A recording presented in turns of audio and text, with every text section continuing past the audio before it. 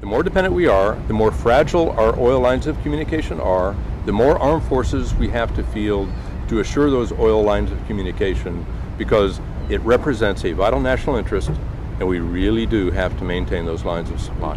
You said, there are some countries who are outright enemies, some are, simply unfriendly, some we accommodate for oil. Can you list for me the ones that are true enemies?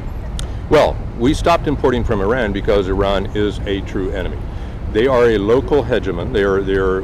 When Iraq came down, we had Iran take over as the local hegemon. Iraq has now transited from enemy to a friendly nation to us, an ally, in our effort to ensure that peace is maintained in the Middle East. So Iraq has made that transition.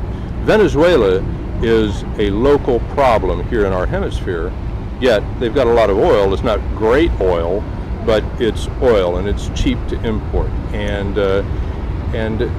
Venezuela's national interests are not necessarily our own. They're an enemy but we still import for now. We still import from them. Yes, yeah, because right in the front of the IEA's oil dependency on their site, it says, it's actually printed, you may be surprised to learn what percentage of oil comes from the Western Hemisphere. And my first thought was that's where Venezuela is.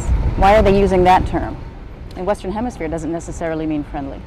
That's correct. And Venezuela had been an ally and friend. They were. They are no longer. Well, why don't we cut it off to them? Well, you cut that oil supply off, you got to find it somewhere else. And I'm not sure where that would come from. Not ready yet. Yeah, I just don't know where we would get after it. So maybe we'd have to dig or drill more 5,000-foot wells under the Gulf of Mexico. No easy answer. And as our demand goes up, as supplies dwindle elsewhere, we have to go to more dangerous places to get our own oil. Hence the Gulf oil spill that we just survived.